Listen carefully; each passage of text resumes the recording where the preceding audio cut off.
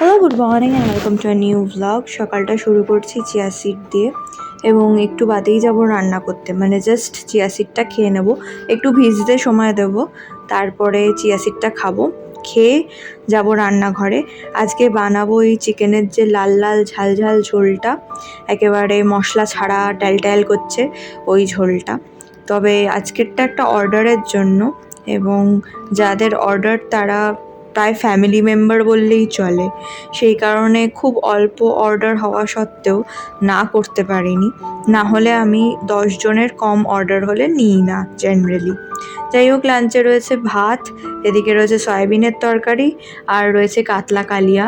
মানে যে রান্নাটা একবার ধরবো সেটা আর ছাড়বো না, এরকম টাইপের একটা ব্যাপার। মানে ওটা রেঁধেই চলেছি। তবে আজকে একটা বিশেষ কারণ আছে এই মাছটা রাঁধার। তার বিশেষ কারণটা হচ্ছে যে আজকে বাবা বাড়ি আসছে অনেক দিন বাদে, মানে 15-16 দিন বাদে বাবা আজকে বাড়ি আসছে, কি তারও বেশি, আমার খেয়াল নেই। তো সেই কারণে একটুখানি ভালো করে সুন্দর করে গুছিয়ে রান্না করলাম। তার কারণ হচ্ছে যে বাবা দুদিন ধরে ট্রেনে প্রায় কিছুই খেতে পারছে না, কারণ বুঝতেই পারছো ট্রেনের খাওয়া দাওয়ার কোয়ালিটি কীরকম হয়। তো বাবা বললো যে ঠিক আছে, বাড়ি গিয়ে ভাত খাবো। যাই হোক, আজকে বাবা যখন বাড়ি ঢুকবে তখন আমি বাবাকে দেখতে পাবো না, মানে ঠিক ওই মুহূর্তেই দেখতে পারবো না। তার কারণ আজকে আমার নাচের ক্লাস রয়েছে এবং 1 কাপ কফি খেয়ে নাচের ক্লাসে ঢুকছি, কারণ একটুখানি এনার্জি দরকার। আর আমার রবীন্দ্রনাথের একটা লাইন মনে পড়ে যাচ্ছে। রবীন্দ্রনাথ ছোট বড়তে লিখছেন যে বাবার নৌকো কত দূরের থেকে লাগবে এসে বাবুগঞ্জের ঘাটে, বাবা মনে ভাববে সোজাসুজি, খোকা তেমনি খোকাই আছে বুঝি, ছোট ছোট রঙিন জামা এনে বলবে আমায় পড়ো, আমি বলবো দাদা পড়ুক এসে, আমি এখন তোমার মতন বড়, দেখছো নাকি যে ছোট মাপ জামার, পড়তে গেলে 8 হবে যে আমার। এই কবিতাটা আমার এত বেশি মনে পড়ছে আজকে।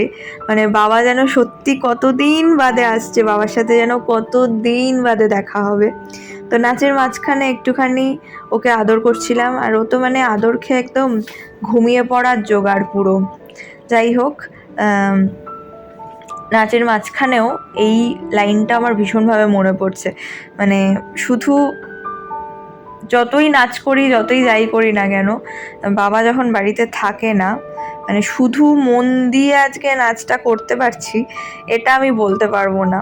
যাই হোক, এক একদিন তো সবারই হয়, প্রতিদিন কি আর একরকমভাবে মন বসে যে কোনো কাজে? কিন্তু আজকে আমার মনটা ভীষণ ভীষণ খুশি। মানে এই যে আমি বাড়ি যাচ্ছি, আমার জাস্ট মনে হচ্ছে বাড়ি গিয়েই আমি বাবাকে দেখতে পাবো।